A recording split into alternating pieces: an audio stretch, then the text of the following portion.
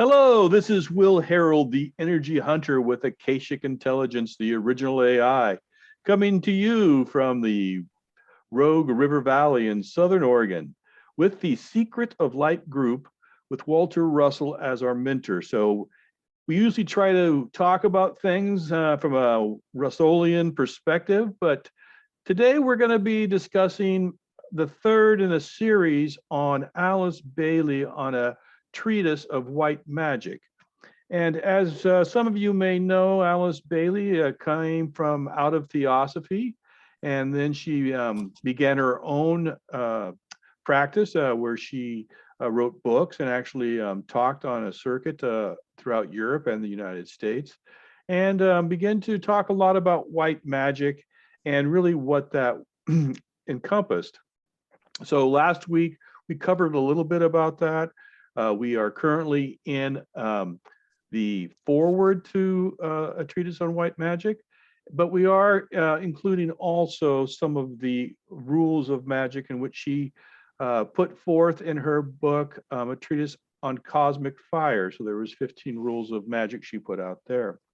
So we're going to jump right back into it. This, like I said, is the third part in the beginning of the book. And as usually I put together a collage of different images for what we're going to talk about, and it kind of sets the stage for, give people an image that they can relate to as we cover the material, so we just don't get into it blindly. So the title of this discussion is a treatise on white magic. We're going to cover rule number 1. We're also going to cover the personality.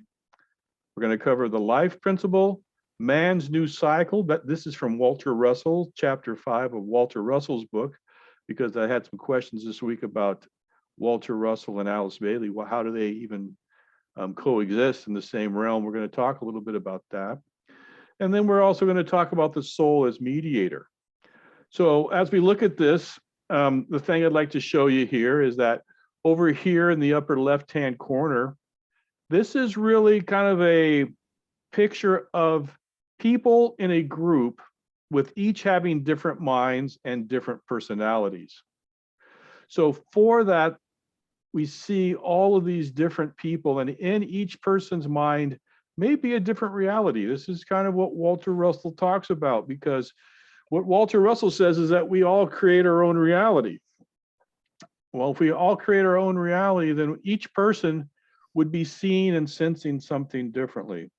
We're going to talk a little bit about how that may happen as we talk about the reflection in the rule 1 of magic, which is called the personality, because each person has a unique personality. They have a unique resonance. They have a unique tone.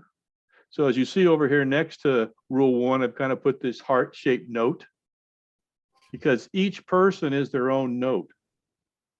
And as they have all these different elements that make them up, this is what Bailey talks about, from a cosmic level, from an organ level, from the cellular level, from a cosmic level, this all causes resonance, which causes almost a symphony on your own, and it's unique to you.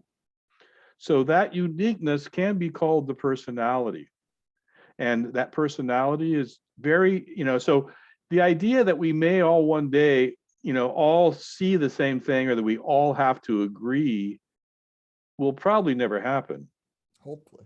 Because no one is going to see things the same way. They've just been born into a different environment. They've had different traumas, different experiences.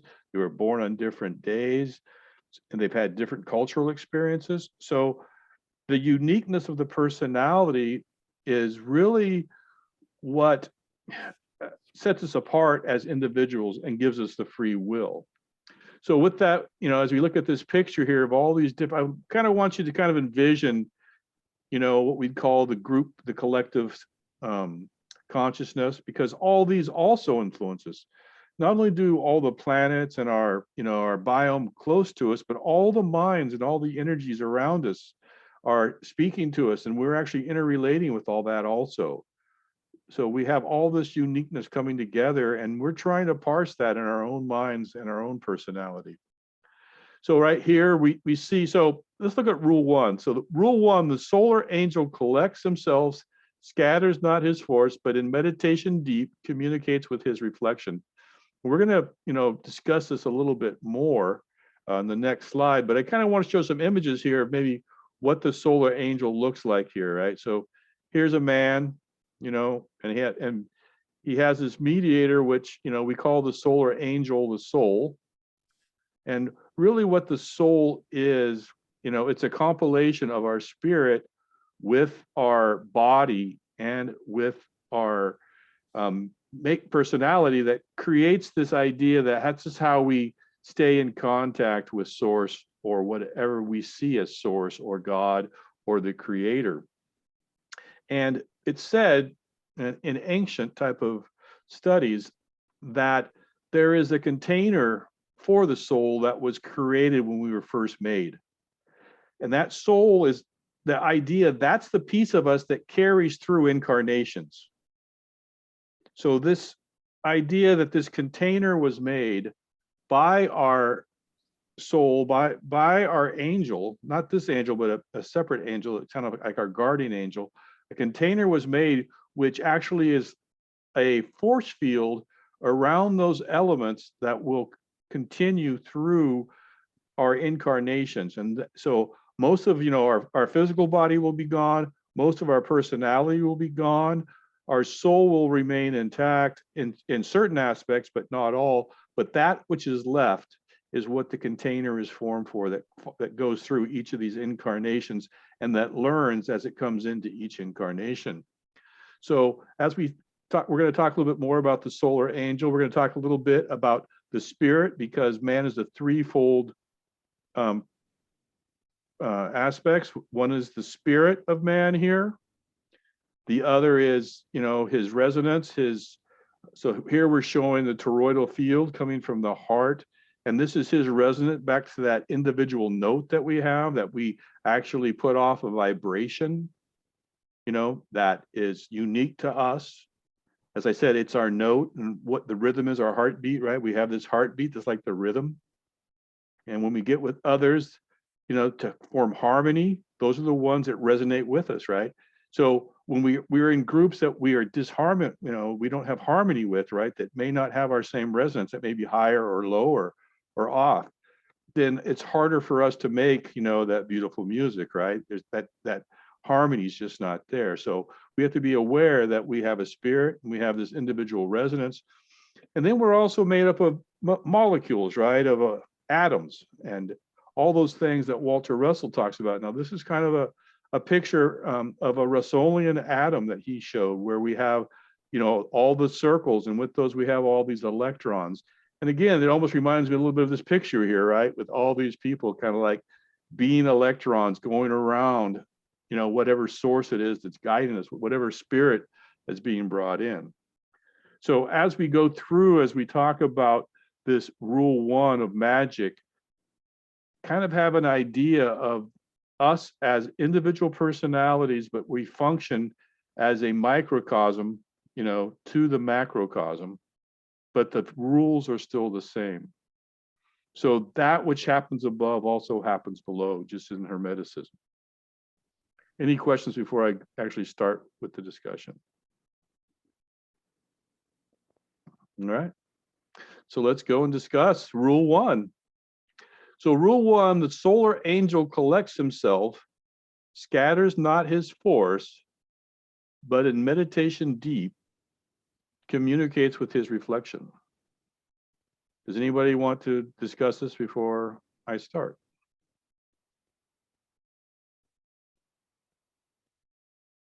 No takers? All right. So who is the solar angel? As I said, I gave you guys a hint last week. The solar angel is the soul. And the soul is always in meditation deep. It's always reflecting, it's always thinking, it's always communicating, trying to communicate with source. It's either looking up towards source or it's looking down towards the body, because it's our intermediary. As you remember in this last, where we had the solar angel here, where there was an up and there was a down, right?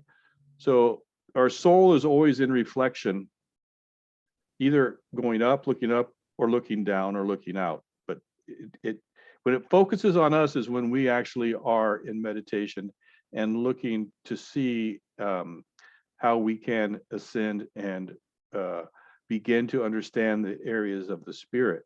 So the solar angel collects himself, scatters not his force, so he's quiet in meditation, but in meditation deep, communicates with his reflection. And what is his reflection? His reflection is our avatar. His reflection is our personality here on earth.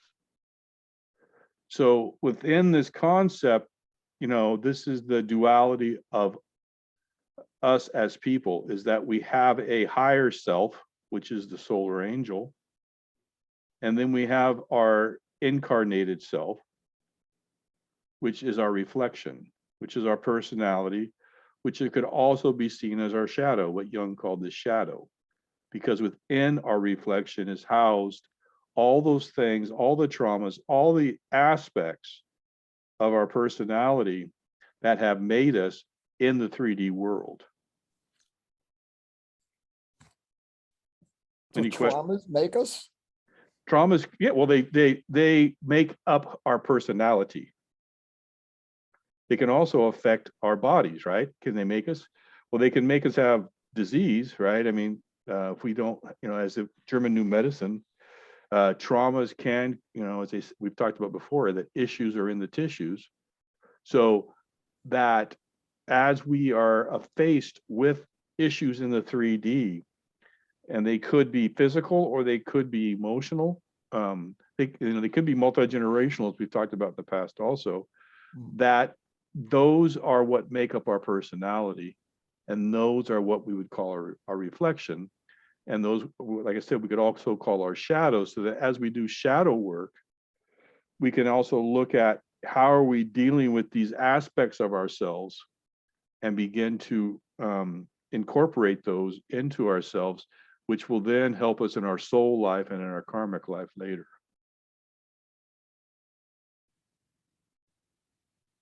Any questions or comments on Rule 1?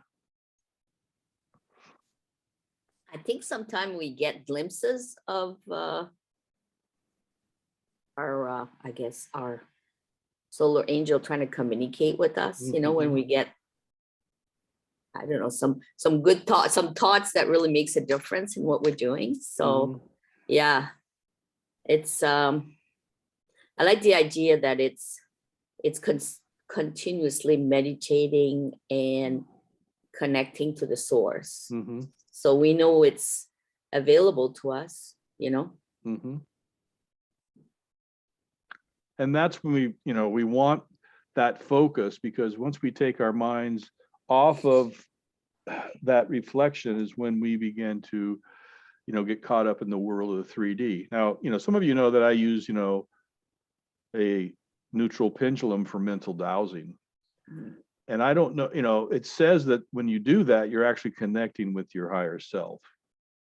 So I don't know if that is your solar angel you're trying to connect with, or if it's just another aspect of your mental plane that you're connecting with, but they say it is your higher self.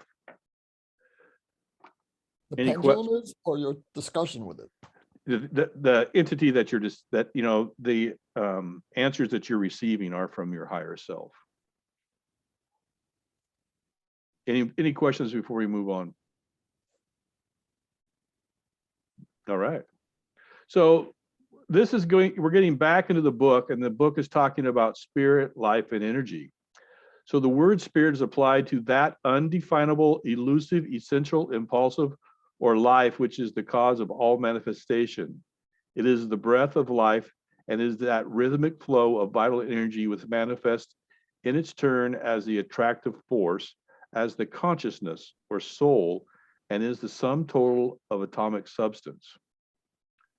So as we've talked about this in the past, within Walter Russell, we talked about the universal breath, right? Of that of breathing in life and breathing out death, which what Walter calls the gravitation and radiation, but that really is that rhythmic inflow, right, of vital energy, which is what he says is when you breathe in, you're breathing in life. And in turn, you have this consciousness that is just not, without the body, you wouldn't have the consciousness you have, because that body actually brings in, as I said, that personality, which then affects your consciousness. So if we remove our spirit or our life force from our body, Bailey's saying that consciousness that goes with that is removed also, and it would be a different consciousness once it leaves the body, because the body is influencing your current consciousness. So within this spirit of life, we have our consciousness and our soul.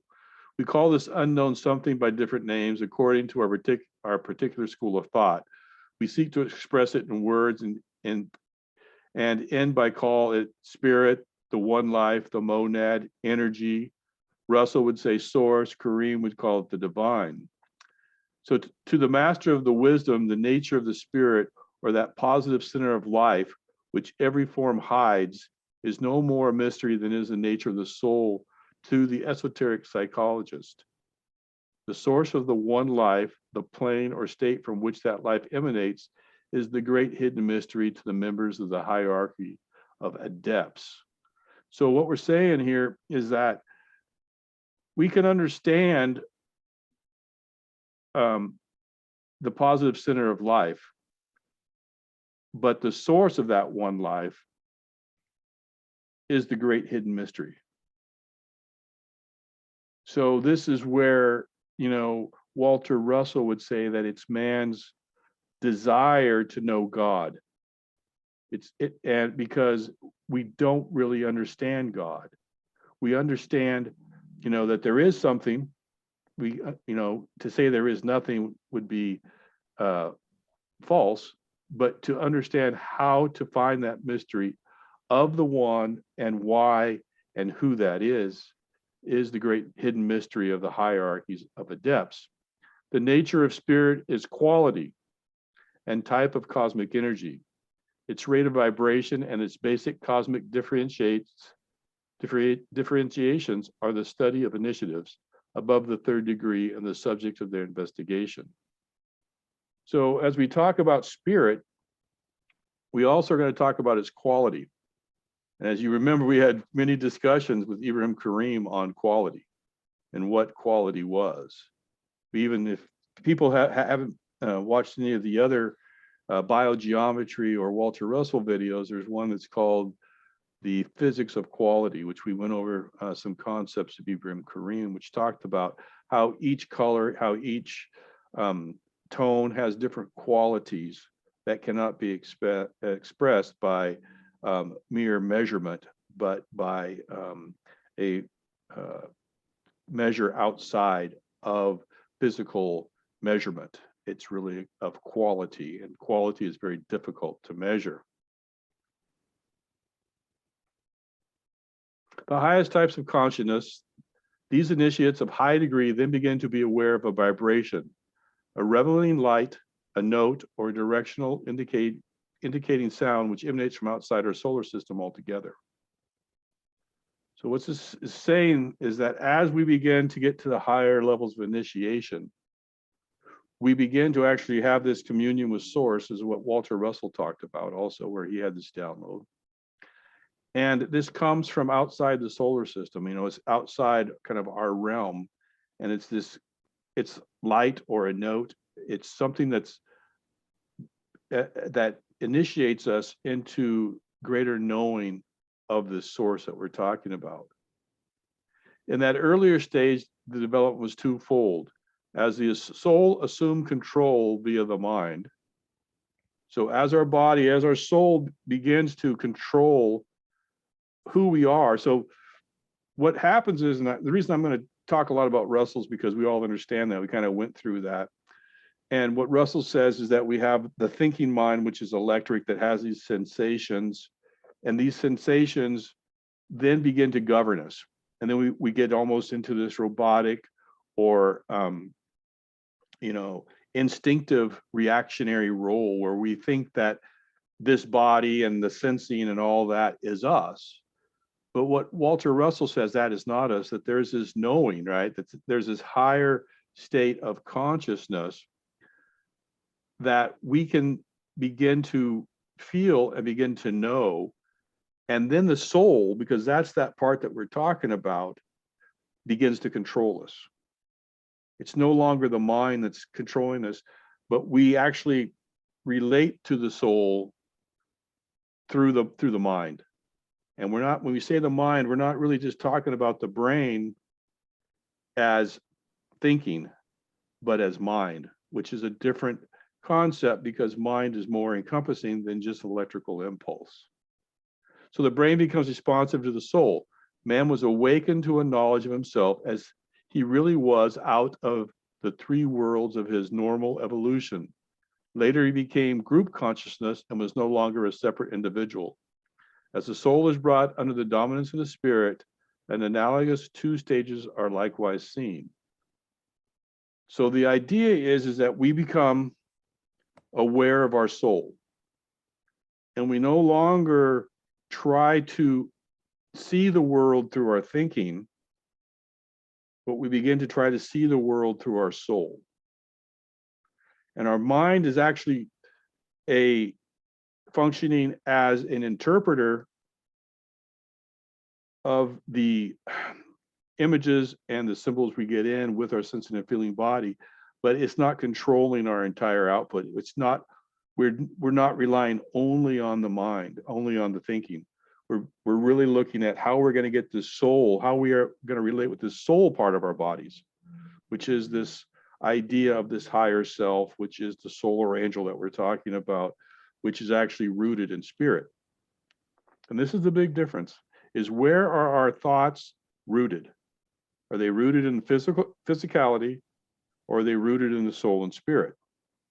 Because once we get caught up in physicality, we lose all thought of soul and spirit. We lose all, excuse me?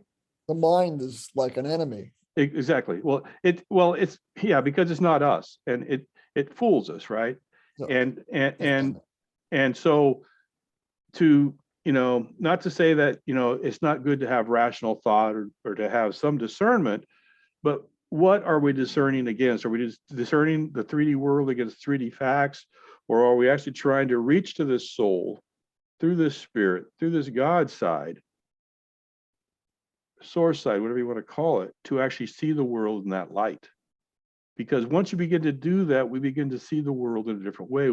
We actually begin to see what he says here, that as we do this, we become aware of this group consciousness. We become aware that these thoughts of other individuals around us are influencing us. We begin to understand that not only, the group of individuals and, human beings that are around us, but the animals, the plants, the solar system, there's all this group consciousness of all sentience around us that is affecting how we think and how we see the world. And likewise, we in the reverse, right? We also are affecting all of that. We are also affecting everything around us. It's even been said that sometimes that we affect our weather, that we create the weather, right? By whatever is happening in us. So when you see that, you actually are beginning to see the idea of a group consciousness, right? That what we put out, we're affecting everything, and what we take in affects us. We talked a little bit about that last week with, am I creating it or is it creating me, right? And this idea that we can create many things, that we are creator beings. So as the soul is brought under the dominance of the spirit, an analogous two stages are likewise seen. The first, the disciple becomes aware not only of his group and allied groups, but his consciousness is expanded until it might be called planetary consciousness. So as we start on as we as disciples within the very first stages begin to understand that there is even a group consciousness within our, friends and our groups of people, we also begin to understand that we begin to expand that out to a larger consciousness, what we would call a planetary consciousness, to where we actually can see that how the planet is, we're involved with that also. so that all things around us are being manifest through our consciousness and being affected by, our consciousness. Okay. Secondly, he begins to merge that planetary awareness into something more synthetic still, and gradually develops the consciousness of the greater life, which includes the planetary life, as man includes in his physical expression such living organisms as his heart or his brain. When this takes place, he begins to comprehend the significance of spirit, the one life back of all forms, the central energy, which is the cause of all manifestation. So the idea is that once we really get to this idea where we start seeing the oneness, right? We start seeing the group consciousness, we start seeing that we're connected and all consciousness is connected. We then begin to say, well, the force behind this is spirit. And so as spirit works, how can we as humans become more connected with the idea of spirit? Because this is the path to white magic, right? This is the path in which through the spirit and the soul, we can actually create and manifest things that are in, alignment with source. If you want to do black magic or dark magic, it's selfish, right? It's whatever your personality wants to accomplish. What do I want to do for myself? It's funny, like when you read a grimoire and you read some of the spells, like one of the first spells that they talk about is how to make young girls dance naked.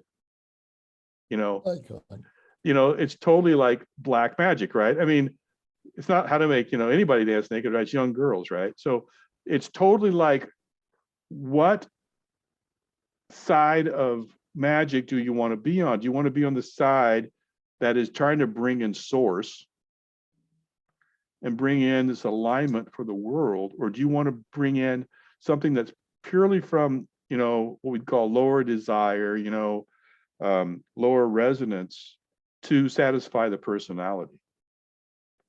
And this is really the difference when we say it's comes from the soul or it's going to come from personality. That doesn't mean that we don't have personality as a white magician. It's just that we try to actually work out of the soul, acknowledge our personality, but not work out of that side of us.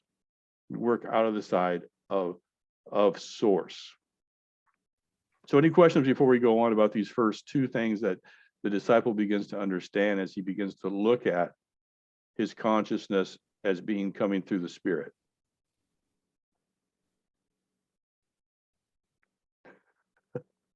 Okay. All right. I have changed the grant. Huh? I am turned into grant. Oh, yeah. I am still here, I hope. So the spirit life energy, we'll continue. So the Orthodox scientist is largely occupied with structures and relationships with the composition of forms and with the activity produced by the component form parts and their interrelations and dependencies, the chemical and elements and the functions and parts they play, and their mutual interactions as they compose all form. So what this is saying is that the Orthodox scientist, he wants to get into chemistry, right? This is where we start talking about pharmaceutical medicine. So whether, rather than look at how spirit is going into soul, how that is, and this is where we like take a German new medicine approach, where we're going to look at, how our emotions, how our traumas, how is that affecting our current situation? We're actually just going to look at the effect and these chemical reactions that are going on.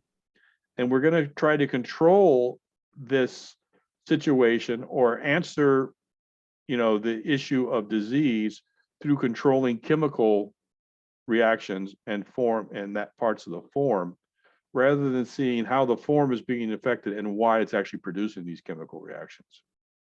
So we're just kind of trying to modify the chemical reaction rather than see why the chemical action is being done in the first place. So this is kind of like what we call the Orthodox sciences, purely, or we'd call it scientific materialism, right? We're just looking at these chemistry, we're looking at those types of things rather than, the spiritual side or the soul side. Allopathic. Yeah, correct. The only true biologists are initiates of the mysteries, for they have an understanding of life and its purpose and are so identified with the life principle that they think and speak in terms of energy and its effects. Who's that, right? That's Walter Russell, right? Of energy and its effects, right? We have source, we have cause, and we have effect. Within Russell's realm, we don't look at the effect. The effect is a falsity. We understand the energy and the flow of energies, because everything is just energy. It's just what resonance it's brought into in a physical plane through the instrument that's conceiving it, and that we as creators are creating and capturing the energy through our personality of resonance. So we speak in terms of energy and its effects, and all their activities in connection with the work of the planetary hierarchy are based on a few fundamental formulas which concern life as it makes itself felt through the three differentiations of aspects: energy, force, and matter. Okay, so where energy's all throughout the planes, right? All throughout every plane of existence. How their matter is energy and our energy is matter. Okay, so when we are on this on the three-dimensional plane here, in which we fall in from these other, we talked about all these different levels, I believe last week. As we're on this physical level, we have energy, force, and matter. So we have energy that comes forth, right? A force that kind of actually is the resonance that kind of holds it together, kind of like, a force field around it. This is what causes our form, right? We talked about that a bit. We have an energy body that has force fields that create what you see. And then we clothe that in chemicals and food and sheaths so that it is actually, that you can actually see it. Otherwise, if you had spiritual eyes, you would see my form. Steiner talks about this. You would see my form, but it wouldn't be the form that you see right before you now. It would be an energetic form that you would see. And he actually talks about this a little bit when he talks about, the evolution of man, that before we were much larger and we had these etheric bodies, and they are much different than these physical bodies that we see today. But that body, that etheric body, still lives within us. We just don't see it because we're not on that plane. Now, if we become initiates and get to higher levels, you may be able to see, I would say that you would be able to see the etheric bodies of not only people, but animals and also plants. And this is something that Walter Russell talks quite a bit about. Not Walter Russell, Steiner. So life principle in man manifests in a triple manner: as the direction of will, purpose, basic incentive. This is the spirit of man, manifesting as the will to live. So the first principle is directional will, the will to live. If we lose the will to live, we will die. It doesn't take, we can will ourselves to die, right? If we don't want to continue anymore, we don't have the will to live. So that's the first one, directional will. As a coherent force, this is a distinctive subjective man, his coloring or individual note. This is what we talked about before. Each of us is an individual note in the song of humanity, in the song of the cosmos, in the song of creation. We are each an individual note. This is what sets the rate of vibratory activity of his body, produces his particular type of form, and is responsible for the condition and nature of his organs and his glands and his outer aspects. So what this is saying is that we have this coherent force, which is responsible for how we vibrate, is responsible for how we look and how we appear, and the nature of our organs and our glands, and for our health. So it's all energy and it's all vibration. How do you change your health? You change your vibration, right? How do you change your vibration? You begin to change your other bodies. You change it from above. I mean, you can change it on a chemical level, but that won't last, because that will eventually make you just become addicted to the drug, because you can't change it on your own. And it will never cure it. It will just be a symptom that you're curing. So this is why when we get into German new medicine, you have to go back to almost a psychological approach of what that's doing. But then There's also a spiritual approach, because not all psychology can come from a spiritual nature. There could be a spiritual block that you have rather than just a psychological block. So what this is saying here is as this coherent force. So the force that we have is what makes the body and the attributes that we see in the 3D. So, you know, it was once said, and that I think Steiner says that in the future, you're actually going to become what you think. So if if you have really bad thoughts, you know, if you're very negative and so on, your form is going to reflect that. That doesn't happen today, but we can see people that don't have uplifting thoughts, and we may see them as being, you know, not as attractive as somebody who does have higher thoughts, who may not be as physically beautiful, but appears to glow or appears to have beauty. That's the essence coming from within, rather than just the, you know, the physical beauty from without, as that resonance begins to. Yeah, Brian. Is that why Armin looks so ugly? Well, that could be one reason. I mean, it was Steiner who made him. But yes, that's what Steiner says, is that because of his resonance and his, you know, purpose, it does not look appealing to us for sure. You know, how he looks to other demons, who knows, right? Maybe he's, you know, meat cake. I don't know, you know. But yeah, to us, he is unattractive because his resonance and his form is not in congruence with that which resonates with us. And then the third is as the activity of the atoms and cells, so of which the physical body is composed. It is the sum total of these little lives of which the human organs comprising the entire man are composed. These have a life of their own and a consciousness which is strictly individual and identified. This aspect of the life principle works through the etheric or vital body and is in connection with the solid mechanism of the tangible form through the spleen. So what Bailey's saying here is that through our spleen, we actually, that's what holds all these, you know, we are like this, you know, attractor, right? We're attracting all of these organisms together, right? All these atoms that all are intelligent. And we are forming them, right, through our consciousness and our soul and our spirit into the form that people see. But this form and our consciousness is made up of all the you know, intelligences and intellects and sentience of all these pieces that we've brought together. Just as the earth brings forth all the animals and all the plant life and all the people, right? And that becomes the sentience of the earth. And then that earth is going to translate into the cosmos and so on and so forth. So when we begin to see, you know, the world, the universe, you know, our existence as functioning in this type of relationship, we begin to understand that there's more at play, right, than what we just think. But there's many things that affect us, but we also affect many things. So one of the first lessons we need to learn is that our minds, being as yet unresponsive to the hidden intuitions, make it impossible for us to say with assurance that such a condition is this, that, or the other.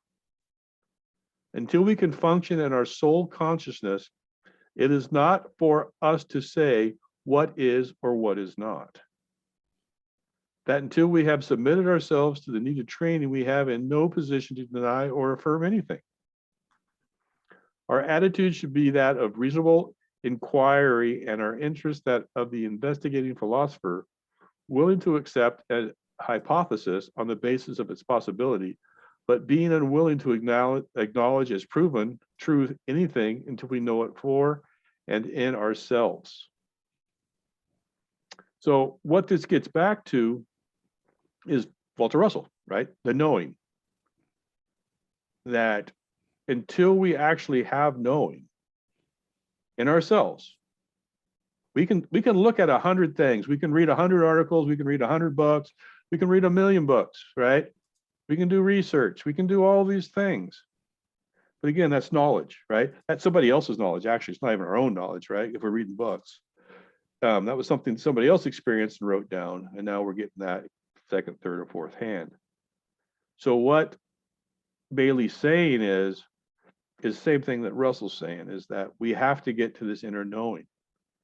And that knowing is beyond, really, it's like the Akashic record. It's out there that, that there is this idea that the one mind of God or source, or what we want to call the one consciousness, has the answers, has all knowledge. And for us to become initiates to where we can actually understand this and tie into this and relate it back to our soul through spirit. Any questions on this life principle that we just covered? Any comments? I think it it gives I guess an understanding of our responsibility, I guess, when you think of all those lives that we're responsible for and all our thoughts, I think of it as we want it to be the highest possible, so yeah, it's we keep talking about sovereignty. Well, well, there's a lot for us to learn. There are, because I'm also doing quite a bit with my own sovereignty, right? And different things I'm doing, status correction, and that kind of thing, and land patents, all. And I actually see a very big, correlation between the solar angel, which is like your sovereign self, and the reflection, which is your straw man. Right? So within sovereignty, you have this idea of the all cap name, right? Which is like this straw reflection of you, which is in the world, but it is not you. And that's kind of very similar to the idea of the solar angel. So the solar angel is your true self. And this reflection that's on earth is really just a reflection of parts of you, but it is not you entirely. It's just really how you function in the 3D. So, but it's also the agent. Let's say the agent for us, like by integrating it more, we can actually, vibrate or flow. Yeah. Well, and we can use the straw man or the reflection to much higher purpose, but the only way we can do that is by correcting ourselves, right? Correcting our consciousness and begin to understand where our power truly comes from.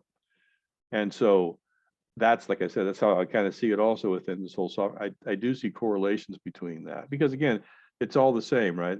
The microcosm or the macrocosm, it still functions the same. Any other comments before we move on? It's really amazing when you switch out of when you get out of the food chain mentality, your thought forms, the nature of your thoughts tend to shift, and they tend to shift towards more of a, I don't want to say like higher, because it sounds like higher or lower, but it's just a higher vibrational thought frequency of like, you're not thinking about me and what how I can gain the system, or how I can be okay, or whatever. You're thinking more collectively, how do I contribute, or how do I make a great life, and in turn I make other people's lives great too. So yeah.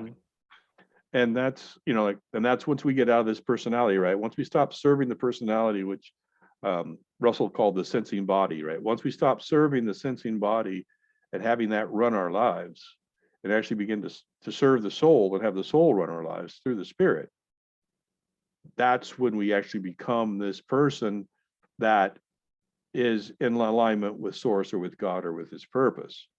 And that's why when I was being asked this week, when I put up this in a chat group that, this the last Alice Bailey talk, and this fellow came on and said, well, what's this have to do with Walter Russell at all? And the idea, and I basically asked him, I said, well, in chapter 4 of Cosmic Consciousness, who does Walter say achieve complete cosmic consciousness? And then who are the 40 who had partial? Well, he didn't really want to, he said, I deign to answer that question, which means it's beneath him to answer the question, which is right out of the book. But if you answer the question, you realize that Walter Russell understood that it wasn't all about the wave, okay? That was an explanation of 3D reality. But again, that was just how the effect happened. It wasn't the source of the effect. And Walter Russell understood that we had to understand the source of the effect, not just how the effect happened, and not what was the scientific. Because once we begin only to concentrate on the wave itself or on the mechanics of the wave, we're just getting into a scientific materialism, because we're not addressing the half that Walter Russell was most concerned about, which was the spiritual side. And that's what I kind of wanted to read a bit, just to kind of go back. But in chapter 8 of The Secret of Light, Walter Russell talks about man's new cycle. So here's what he says. He says, the coming age will mark an epochal advancement in man's evolution towards his goal of omniscience and omnipotence. So into all-knowing and being all-powerful. Man becomes a higher being with greater power as he acquires knowledge. In knowledge alone lies power. Only through knowledge can man become co-created with God. And again, when Walter Russell talks about knowledge, it's not book knowledge. He does not say it's from books. It's from understanding and knowing source and where knowledge comes from.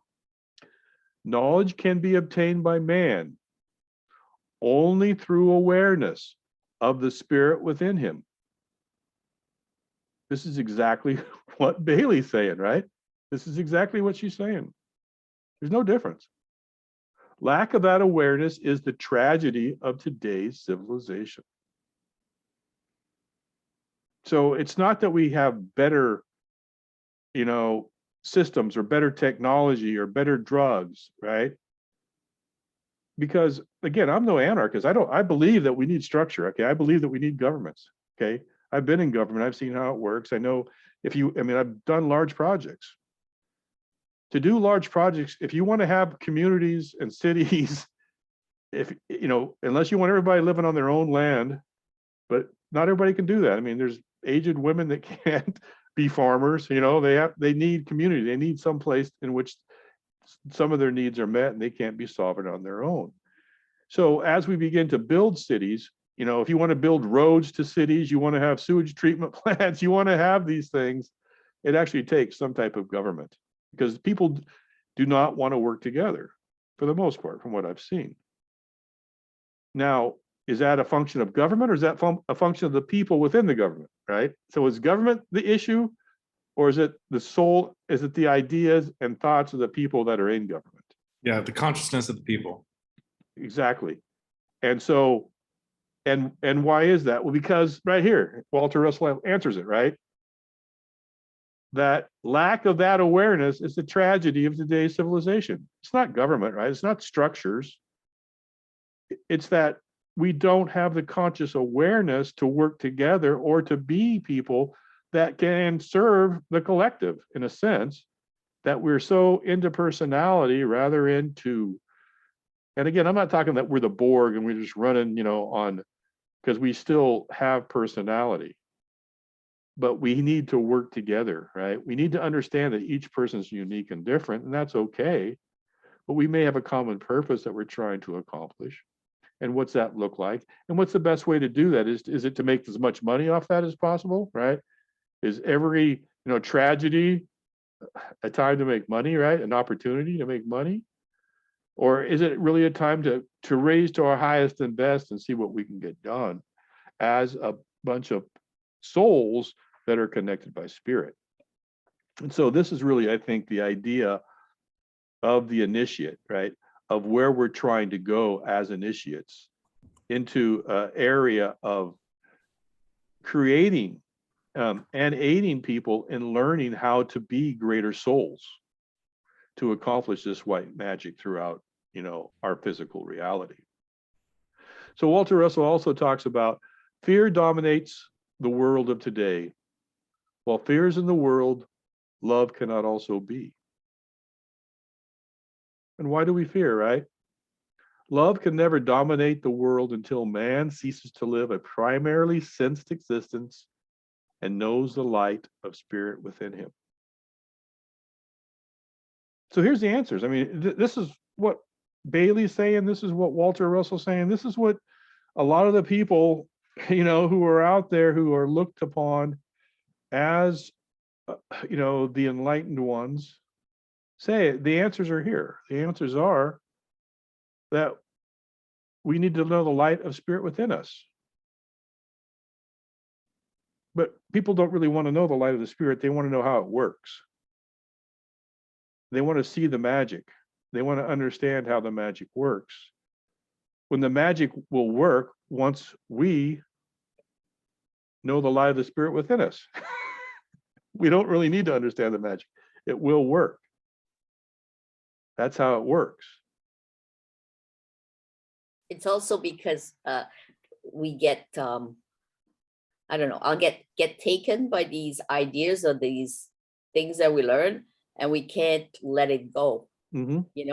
We crystallize, like you have these ideas that are in our heads, and it's hard to, I'll say, crack it or whatever, and have some light go in there, and so that we can work together, because everybody's at different levels, but also the fact that we hold on to too many things, so. And we always want to grasp at new things, right? And I know for myself, I mean, it's like, I spent the day out, in my garden, and what do I want to do? Well, I want to put on my headphones. I want to listen to something because I just can't get into the work of doing my garden, right? Got to keep that mind busy. Got to keep it going, right? And what I find is, no, don't put the headphones on, just get into the work, listen to the birds, touch the soil, right? And begin to commune with spirit and see what happens with that. I mean, why am I seeking for all these answers and these talks and these videos when I keep, saying and reading here that it's about the light of the spirit within me? Why can't I have a quiet mind? Why? Because they're planted poison in us. Exactly. I mean, we lick it up, right? Give us more, right? And so I think that the idea, so, when this fellow was asking me, what's Russell have to do with Bailey? He has everything to do with Bailey, Yes. right? He has a different approach. He's a scientist. He's more a scientific mind than Bailey, but their answer is the same. You have the light of the spirit within me, right? I have to know that before I can think of anything else. And how do I do that? Bailey actually has a better approach to how do I do that than what Russell does. Russell really doesn't have an approach of how to do it. He just explains what you need. Explain how he does it. Yeah, and he doesn't really have this huge thing about his meditation, or and it's a very simplistic view, and I can understand that. But that's like, he'll talk in cosmic consciousness and say there's 40 adepts, but he won't name them. So we can't go look at those and say, okay, here's who he values as the adepts, right? I mean, that's kind of a cop-out in my opinion. I mean, if you're going to mention 40 people, write them down, or at least say, 10 of them. Besides, he mentions one, which is Jesus of Nazareth, which is the Christ, right? He does say he's the greatest. Again? But the other 39 or whatever, he doesn't mention. And so it's hard, so we can't really get a full view of what he's talking about. It's kind of, it's an occulted thing, right? It's a mystery. So, as we begin, and does it matter? Well, I guess for each person, he can decide who his own 40 are, or under 40 is what Walter Russell says. So this is to go on with this man's new cycle. So this new age brings man one step nearer to the universe of greater knowing through greater comprehension of man's relation to man and to God. So we're talking about the collective consciousness, right? This is what Bailey's talking about. This is the steps of the initiate, is that we begin to understand the relationship of man to man and to God. So how does man to man function, and how does man to God function? And if we can understand that relationship, then we can begin to then actually have functional governments and functional structures and functional hierarchies. Because even within the structure of heaven, right, there are hierarchies. Supposedly, I mean, it's talked about in every esoteric book out there that there are hierarchies. Now, a lot of people kind of forget that or don't want to look at that. They'll mention angels and they'll mention demons and they'll mention things, but they don't understand that there's really a hierarchy that's involved behind that whole schema. So The Urantia book tries to explain all that. It's just so amazing and overwhelming. mhm, exactly. And like I said, when you read all these grimoires, all the grimoires go through this, and they'll tell you, Lucifer was the first, being. He was like God's right-hand man, and he fell.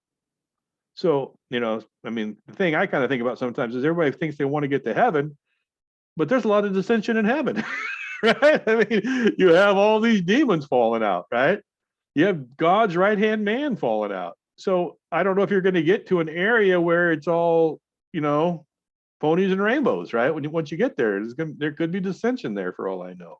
There has to be, right? Because we got people getting kicked out and we got things happening. So I don't know if the idea is that we go to paradise. I don't know if that's the key, or is that we understand, we try to understand the relationship of man to God, God to man, and us to other spiritual and sentient beings also, I would say.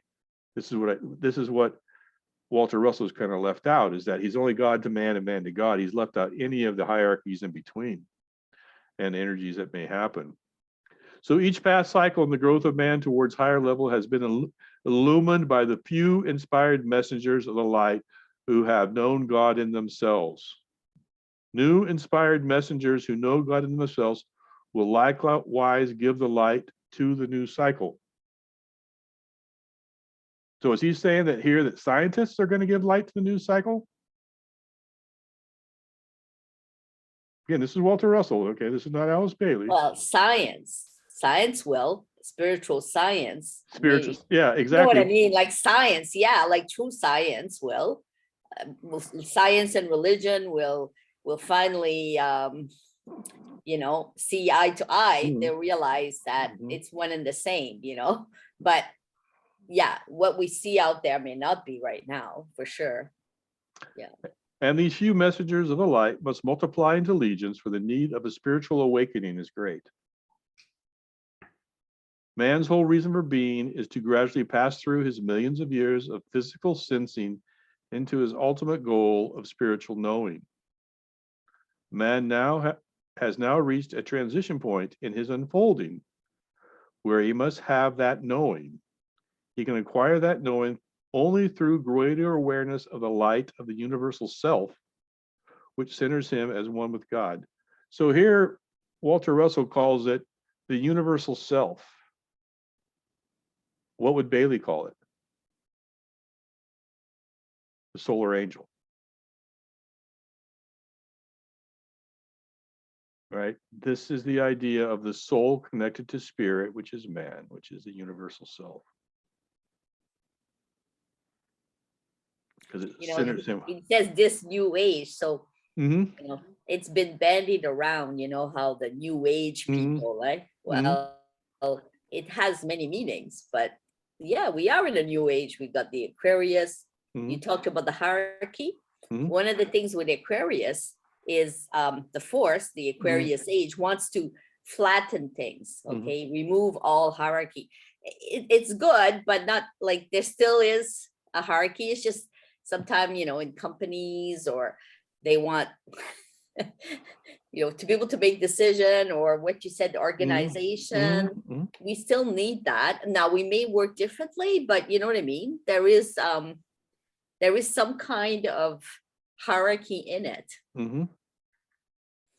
So, but anyway, he says new age here for sure. Yes, exactly.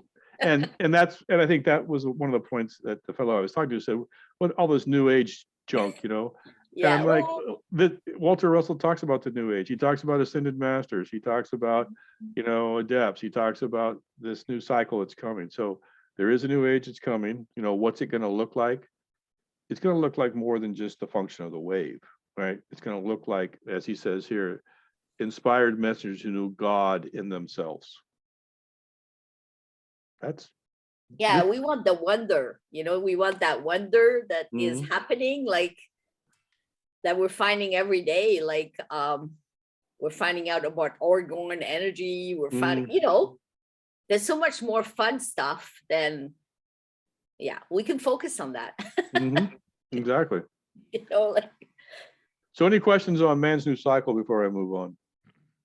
Yeah, I was talking to my friend the other day, and he was talking about how this is like the most. He's like, yeah, he's kind of playing down like the money laundering happening, and all the corruption in the government, because we were just talking about governments and how we could have them if they were organized right and if there wasn't corruption.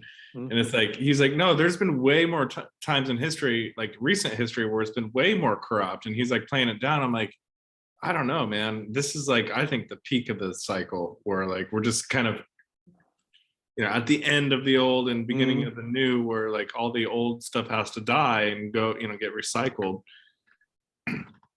So I don't know why I said that, but I just kind of wanted to comment on that. Well, and like I said, I was in government for 10 years, and what I saw was when I first got in, and this is even when I would actually deal with government, is that the idea of corruption was an instance that didn't happen often, but it did happen. Now it's the way. Now, if you're not corrupt, you're outside the system. And that's just the way that it functions today. And people are willing to say, okay, well, I know, I'll pay this guy or pay that guy, whatever it takes to get it done. And I don't care if my guy takes bribes, because he's my guy. And that's kind of what a lot of the mentality is today. So, but again, that's the consciousness that I don't know if that consciousness will ever be changed. That is going to go into this other, bifurcation of reality. That they're going to create that reality. These will not be the adepts that we're talking about. These will not be the new initiates. So they will stay, I think, in that vibration and in that mindset and in that reality. But there may be those who are going to, these new inspired messengers who will actually enter into a new age.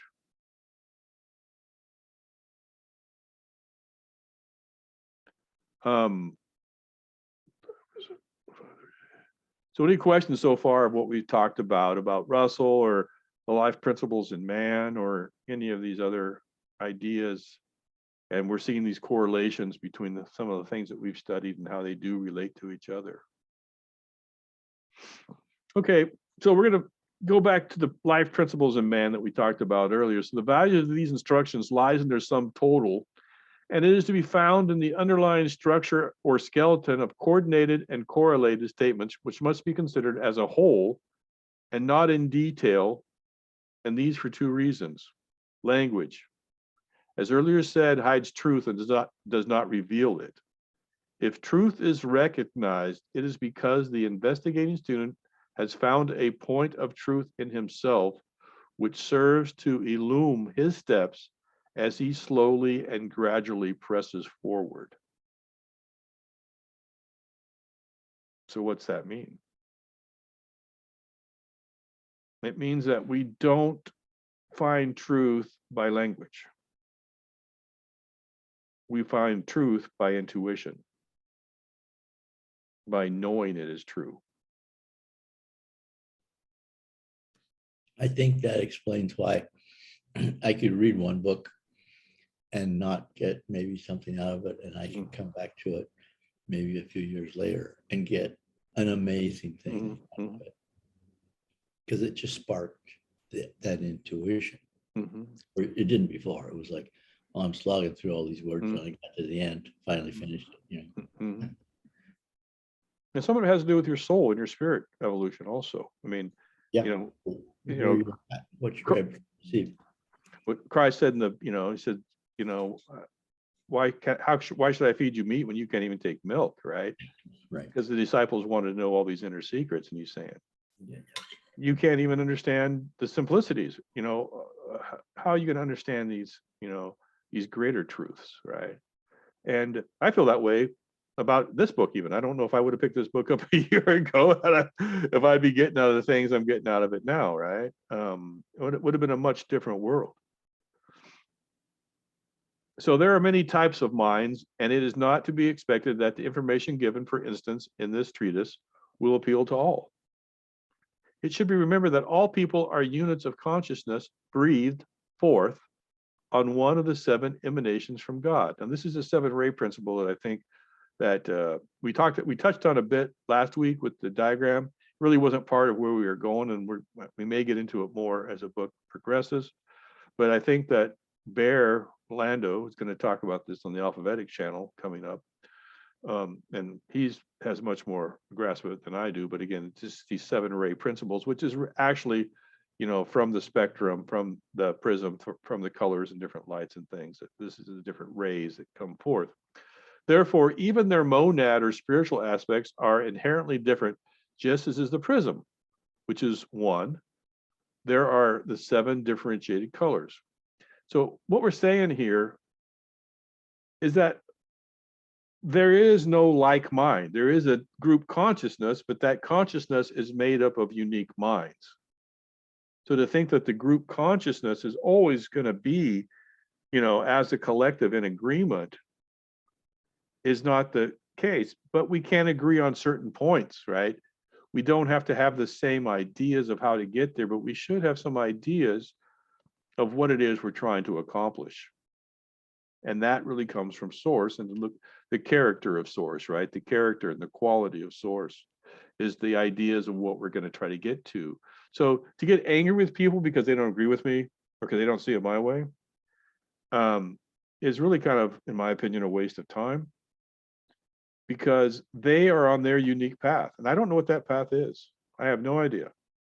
You know, I know what my path is. And I know, you know, I think I know what it is that I have to do to accomplish it, which is to gain inner knowledge of God and, you know, of spirit, and begin to see the world in a different way than what I was taught for the last, you know, 60 years. But for me, that's what that answer is. But that might not be everybody's answer, right? And that's okay. Most people don't even have the thought, though. It seems. Yeah, well, and exactly. But again, I didn't either at one time, right? And I mean, one of the hardest things that, you know, I used to do some counseling quite a while ago, but it's hard to allow others to, you know, learn the lesson, right? To understand being wrong, or to understand. And again, just because it had a certain outcome for me, doesn't mean it may have the same outcome for them. You know, that's another leap of rationale that may not always take place. So It's not their fault. I don't mean it's their fault that they don't know it. Yes, and so as we look at this through these prisms, even this is solely because of the nature and point of view and the perspective apparatus of the man whose eyes register and differentiates the varying rates of vibratory light. And, you know, so we get into this a lot. Well, I saw this, right? I saw that. You know, the eyes deceive. We don't even understand how the eyes work. You want to tell me, you know, look across a horizon and it's flat or whatever, and that's all I'm going to tell you, that there's a flat earth because of my eyes? I don't know that. I don't even know how the eyes work that well, you know. Maybe somebody does, but each man sees differently, you know. And so when we're relying on the eyes as our mode of instrument of certainty. What made you believe it was round, though? Again, I'm not saying that they and again, I don't see it as round or flat. All I'm saying is that if we rely on those certain aspects of looking at something, a horizon or something like that, and come to conclusions from that, Yep. then we are fooling ourselves. Even the varying rates of vibratory light. These 7 subsidiary groups again produce a varying outlook, mentality, and approach, all equally right, but all presenting a slightly different angle of vision. When the above realization is coupled to such factors as the different points in evolution, varying nationalities and characteristics, the inherent distinction brought about through the interplay between the physical body involved and the environment, it will be apparent that no approach to such abstruse subjects as the nature of spirit and the soul could have a general definition and submit themselves to a universal terminology. So this is a point that Steiner makes, is that the reason that there may be different religions or different aspects of religion, say like with an Eastern or a Western Christianity or a Hinduism or a Buddhism or whatever, or African or a voodoo, whatever it may be, has to do with how that person relates to his God or his concept of God. Not to say that anyone is right or wrong, it's just a different way of relating. And like Steiner said, that a Western man really shouldn't maybe study Eastern because it's not in his nature. It's not the way that his body's been programmed. It's not the way that he's been brought up. It's not the way that he relates to his God. That doesn't mean that, it's wrong to study Eastern religions. He's just saying it's not a natural progression for a Western man to do that, because of this interplay between the body, between his environment and so on. Now, once that, if that Western man maybe have been brought up in the East, that's a different story. But if he was brought up in the West, lived a Western life, and experienced Western thought and Western environment, then his natural progression would be a Western structure. Any questions as we finish up or comments as we finish up the life principle in man manifests in a triple manner? Well, on alphabetic, we have people that come from different angle. Mm, Some people are practitioners, Mhm. some people are big on natural law. Mm.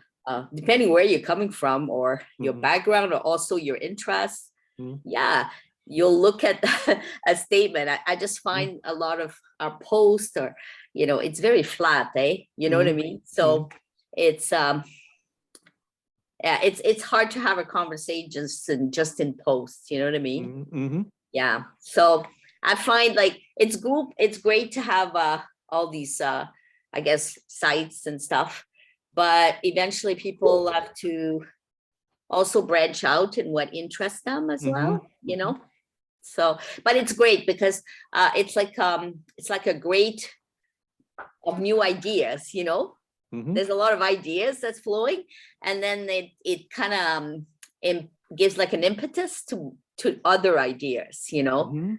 Yeah. So yeah, and it's true. Like they're talking here about that. There's never going to be a definition that's going to satisfy everybody. Mhm. Well, the only definition that's going to satisfy us is what we discover inside. Mhm. Or what resonates with us, or the books that like we found Walter Russell first, and now we're looking at this. We find the right, I don't know, the right knowledge or the right book or the right thing for our next step, basically. It's kind of like a journey. So yeah. Anyway, I just find it fascinating how you can apply Walter Russell on this. I mean, it's amazing. I know, but I like it. I like it a lot, because you got to realize most people that would have studied this wouldn't have studied Walter Russell. Mhm.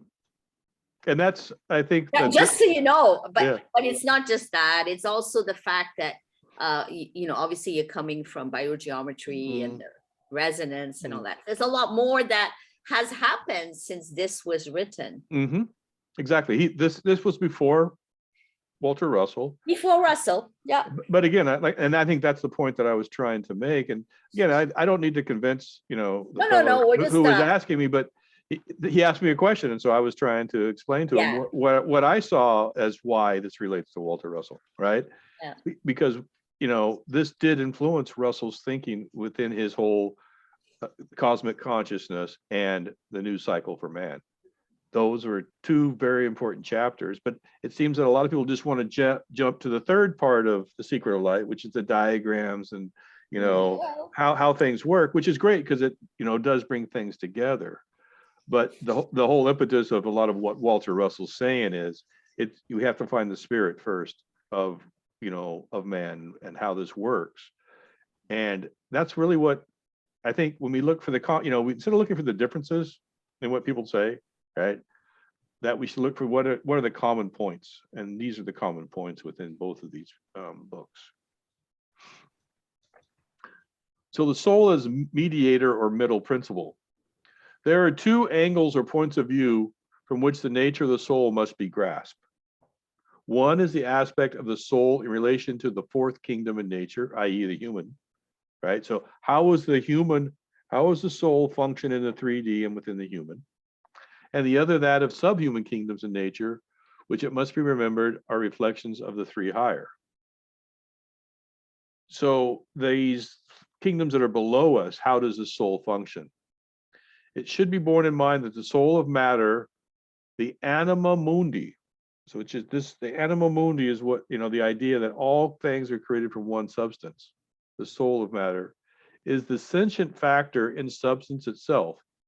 It is the responsiveness of matter throughout the universe and that innate faculty in all forms, from the atom of the physicist to the solar system of the astronomer, which produces the undeniable intelligent activity which all demonstrate.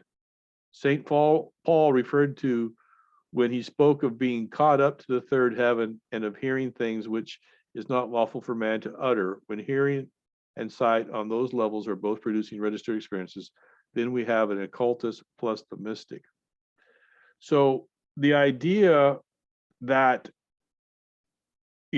Walter Russell talks about the mystic.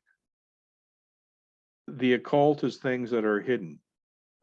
Once we understand the anima mundi, that all things are made and all things are sentient, that there is a central sentience that's put into all things, which we would call source, right? Or call the intelligence, which, I call Akashic intelligence, right? That's the term I gave to it, just because it has an AI, and I call it the original AI. So Akashic intelligence, the original AI, is how I see it, right? I see this anima mundi as the Akashic intelligence, right? The original AI that's been put into everything that controls and runs everything through the sentience. And through the sentience, we all know each other and we can know all things. And as St. Paul, again, it's hard to say that Christians don't believe in differing levels when St. Paul himself said, I was caught up in the third heaven. Okay, you're in the third heaven. So what's the first and second? Is there a fourth and fifth? There's just not one heaven, right? There's different levels even in heaven from a Christian point of view. Maybe there's 7. Yep, that could be seventh heaven, right? Yep. But St. Paul. St. Paul was also Saul, who was a Pharisee. You know what Pharisees are? They were they were teachers of the law, right? They were very big on the law. So his name was Saul, and he would kill Christians. He persecuted Christians. And then what happened was he was on the road to Damascus to kill some Christians, and he was struck down off his horse by Jesus, supposedly. This is called the revelation. This is a revelation of Christ, right? So Christ showed up and said, Saul, Saul, why do you persecute me, right? And he converted to a Christian at that point. That's the story in the Bible. So Cool. he was a Jewish priest, that Jewish Pharisee that converted to Christianity by an enlightenment and a confrontation with the risen Christ. You might not necessarily call him saint. Well, he's not like a saint to me.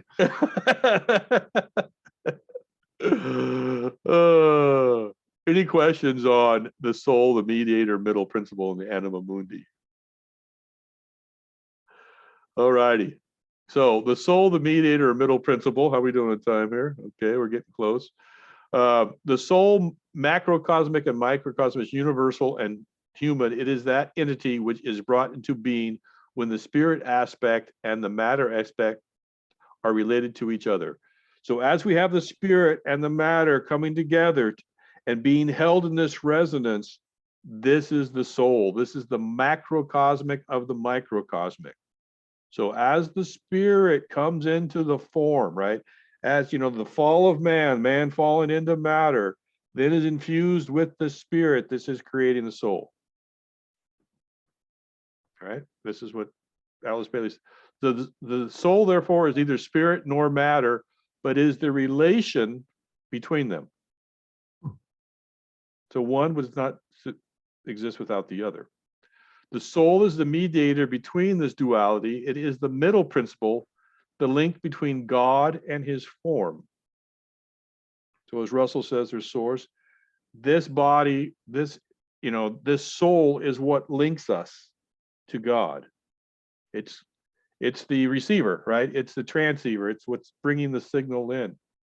Therefore, the soul is another name for the Christ principle, whether in nature or in man. So now we got Bailey, who's supposedly Luciferian or whatever, and there's other people who can talk about that. But again, we're talking about the Christ principle here. I don't know if Lucifer would talk about the Christ principle, because the Christ principle is how we ascend to understand the tension between the higher and lower forms of man. And that's what we call the Christ principle, whether in nature or man. So do other, animals, plants, other things have soul? That's a question that we'll get to. The soul is the attractive force of the created universe when functioning, holds all forms together so that the life of God may manifest or express itself through them. Therefore, the soul is the form building aspect and is that attractive factor in every form in the universe, in the planet, in the kingdoms of nature, and in man, who sums up himself all the aspects, which brings the form into being, which enables it to develop and grow so as to house more adequately the indwelling life, and which drives all God's creatures forward along the path of evolution through one kingdom after another towards an eventual goal and a glorious consummation. The soul is the force of evolution itself, and this was in the mind of St. Paul when he spoke of the Christ in you, the hope of glory. So as we talk here, it's the soul, it's our soul that as the spirit and the form come together, and the soul, when functioning, holds that together.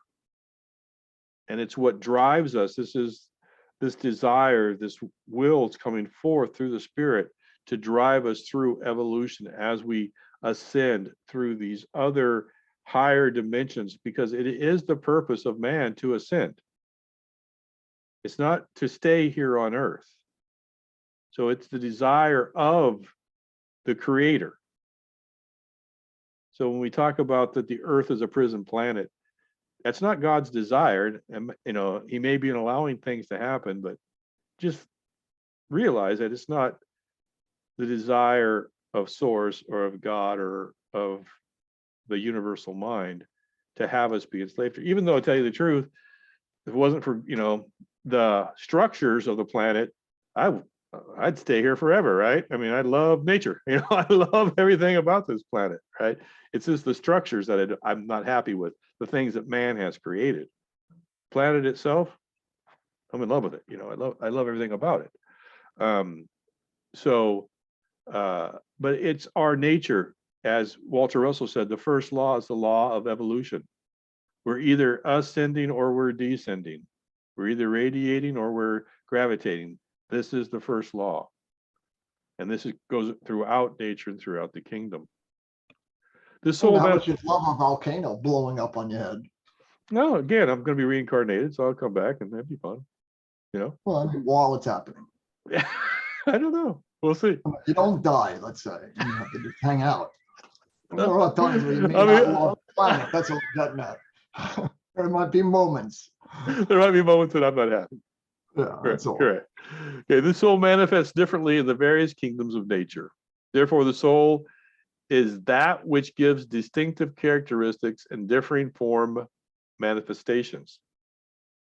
So it's the soul, right? He's saying the soul is what gives these distinctive characteristics and differing form manifestations.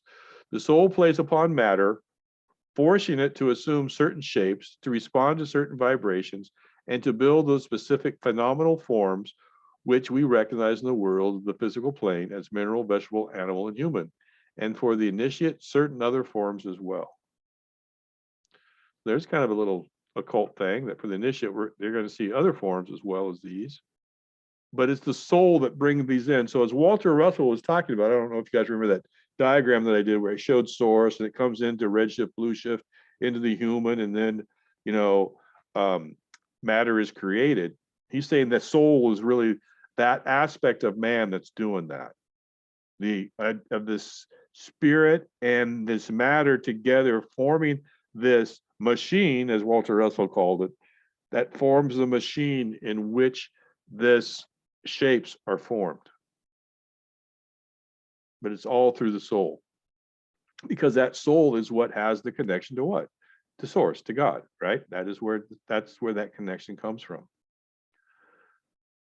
The qualities, vibrations, colors, and characteristics in all the kingdoms of nature are soul qualities, as are the latent powers in any form seeking expression. So again, when Ibrahim Karim talks about the physics of quality, it's really the soul qualities. That's why the whole basis of white magic is soul magic. It's from source. This is how we create. This is how white magicians create, through the soul, not through the personality, not through the lower self, not through the sensing body. We create through the soul.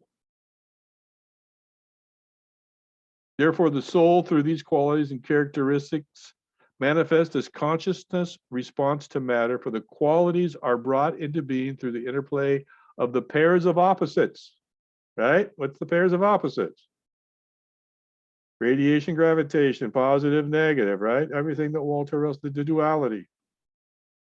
Through the interplay of the pairs of opposites, spirit and matter, and their effect upon each other. This is the basis of consciousness. So spirit and matter. Within Walter Russell, spirit's father, matter's mother, right?